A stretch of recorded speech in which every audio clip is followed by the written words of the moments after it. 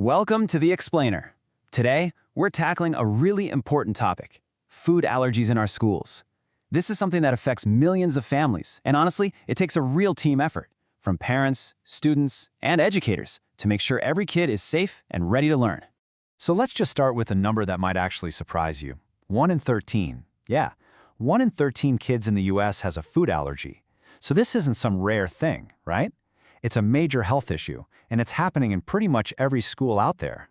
And if you want to picture what that looks like, think about your average classroom. That number means you've probably got about 2 students with a food allergy in every single room. It's just a daily reality that teachers and students are dealing with all the time. And here's the thing, this isn't a problem that's staying still. It's actually a growing public health concern. The numbers show that food allergies in kids shot up by a whopping 50% between 1997 and 2011. That's a huge jump, and it makes figuring this out in schools more critical than ever. So, what's the biggest fear here? It's a severe reaction called anaphylaxis. And just to be clear, we're not talking about a little rash or some sniffles. This is a super fast, full-body reaction that can actually make it impossible to breathe. It can be fatal if you don't get medical help right away. And believe me, this risk is very, very real. Get this, nearly 40% of kids who already know they have a food allergy have had a severe reaction. That kind of high probability is exactly why every single school has got to have solid, practiced safety plans ready to go.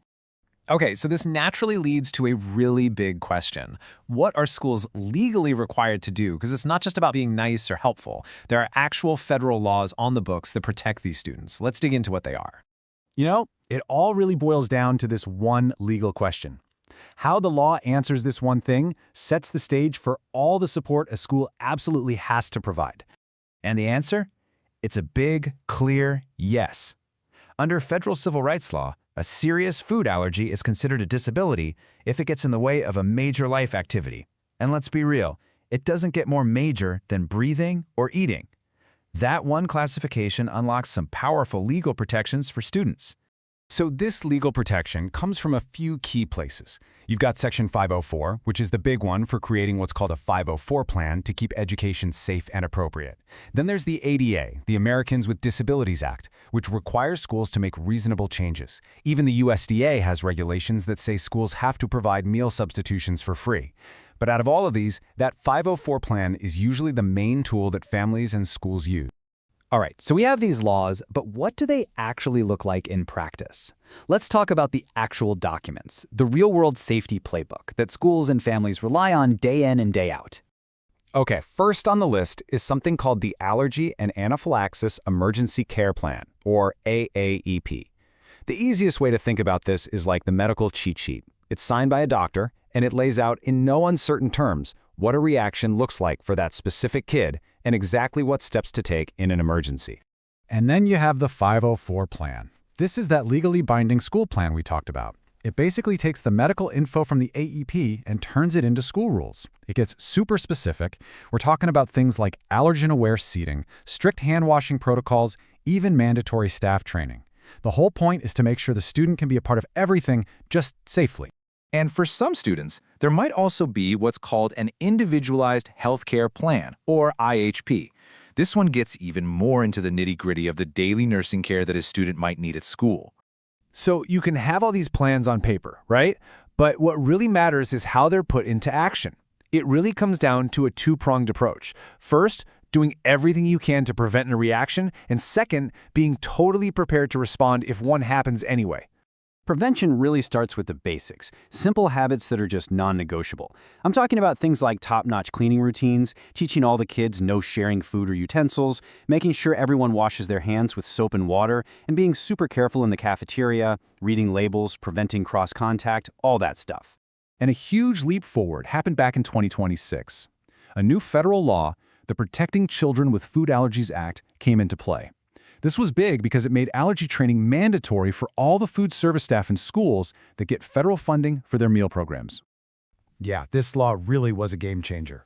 As you can see in this letter to the USDA, what used to be just an optional training course suddenly became a requirement. This made sure there was a basic level of safety knowledge in every single school cafeteria. But look, even when you do everything right, reactions can still happen. And when they do, having a clear, well-rehearsed emergency plan is what makes all the difference. It's a sequence. Recognize the symptoms, use the life-saving epinephrine immediately, and call 911. And check out this wild statistic. Up to a quarter of the time an EpiPen is used at school, it's for a kid who didn't even have a known allergy before that moment. That's exactly why so many states now allow or even require schools to have a stock of unassigned epinephrine autoinjectors on hand just in case.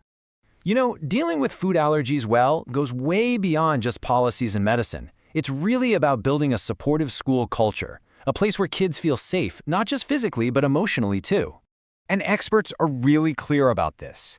Things like isolating kids at a separate allergy table, for example, can be incredibly harmful socially. It can actually make them a target for bullying and harassment, which is the last thing you want. So the real goal here is to shift from a mindset of exclusion to one of real, thoughtful inclusion. So instead of allergy tables, you have things like non-food rewards for celebrations. You use craft supplies that are allergen-free, and you actually teach the other kids about food allergies to build some empathy. It's about protecting the whole child, body and mind. And really, that's the question every school community should be asking itself. Does our plan just create a list of rules to follow, or does it actually build a culture of safety? Because a great plan goes way beyond just checking the boxes. It builds a community where every single student feels safe, feels supported, and feels like they truly belong.